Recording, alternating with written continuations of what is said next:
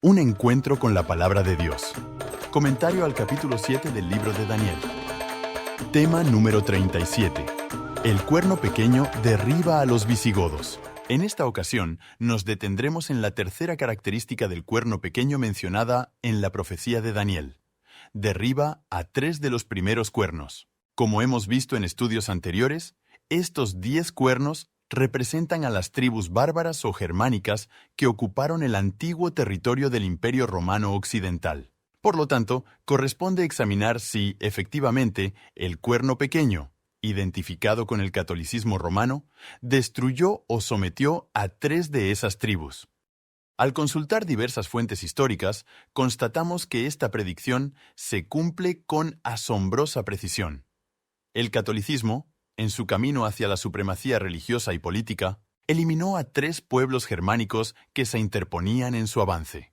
Estas tribus no solo representaban una amenaza política al papado naciente, sino también un obstáculo doctrinal, ya que profesaban el arrianismo, una doctrina predicada por el sacerdote alejandrino Arrio, según la cual Cristo era una criatura subordinada al Padre, por quien había sido creado al inicio del mundo.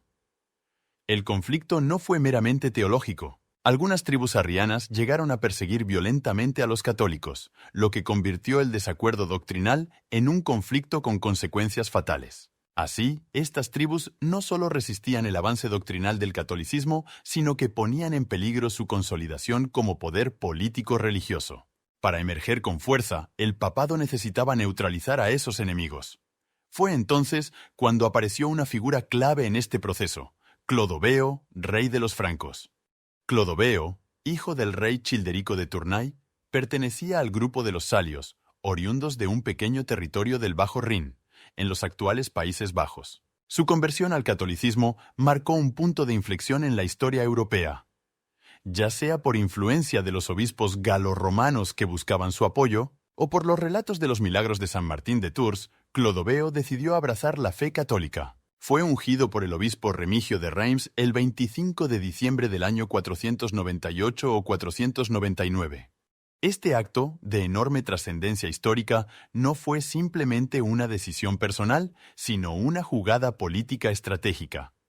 Como bien señala Jackson Hott Spielvogel, Clodoveo descubrió que su conversión al catolicismo romano le aportaría el apoyo de la Iglesia Católica Romana, que estaba ansiosa por contar con la amistad de un gran dirigente germano que a su vez fuese cristiano católico. Hacia el principio del siglo VI, Clodoveo podía aparecer como un defensor de la fe católica ortodoxa para justificar su expansión. Así, con el respaldo de la Iglesia, Clodoveo emprendió una campaña militar contra los visigodos, una de las tribus que obstaculizaban la expansión del catolicismo. En la última década del siglo V, en las regiones francesas de Saintes y Burdeos, se desarrollaron combates decisivos contra Alarico II, rey de los visigodos. José Orlandis narra este episodio con gran detalle en su obra Historia del Reino Visigodo Español.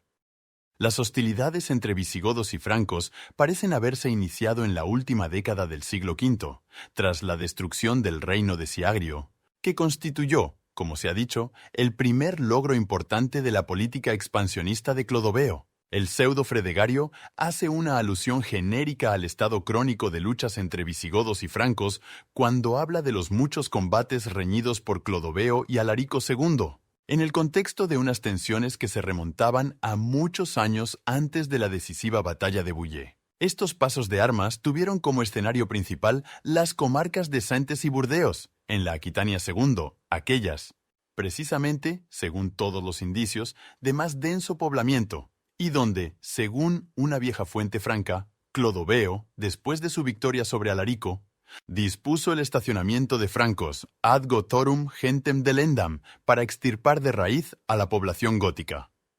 Este testimonio demuestra cómo, con el apoyo de Clodoveo, el catolicismo logró debilitar de forma decisiva a los visigodos, removiendo así uno de los 3 cuernos profetizados en Daniel.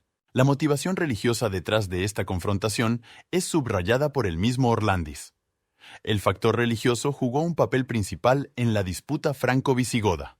La derrota de los visigodos provocó su desplazamiento hacia Hispania desde el año 494, según coinciden varios historiadores.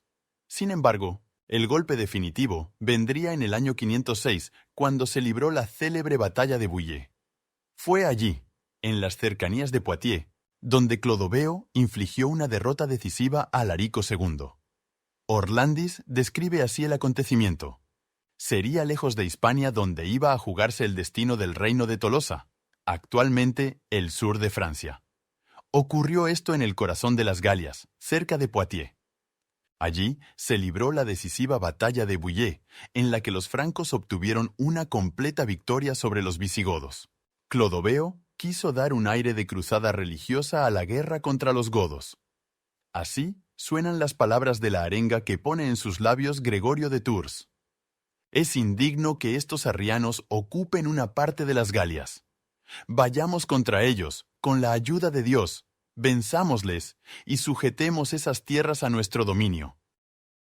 La motivación religiosa queda así confirmada, y esto es crucial, ya que el cuerno pequeño de Daniel es descrito como un poder de naturaleza tanto política como religiosa. En este caso, la profecía se ve cumplida de manera clara y documentada.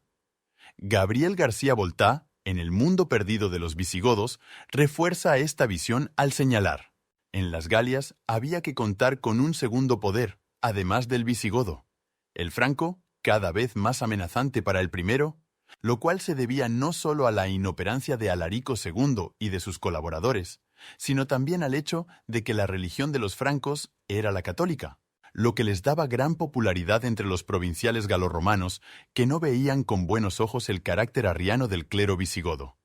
Esta situación obligará a aquel a empezar a tomar medidas contra los obispos católicos, lo que no hará más que acentuar la francofilia del clero galorromano.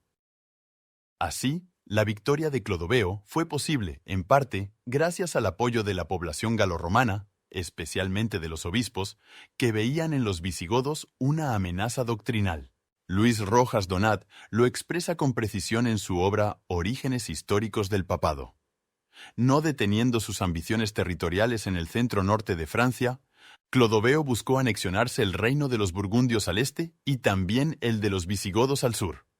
Con fuerzas militares propias insuficientes, tales empresas resultaban imposibles de emprender sin contar con el apoyo de la población galorromana, en especial la aristocracia terrateniente, entre los que destacaban los obispos. La participación del liderazgo eclesiástico demuestra que la ofensiva contra los visigodos no fue solo una campaña de un rey ambicioso, sino un proyecto en el que el catolicismo tuvo un rol protagónico. En efecto, el cuerno pequeño, con la ayuda de Clodoveo, logró derribar uno de los 3 cuernos mencionados por Daniel.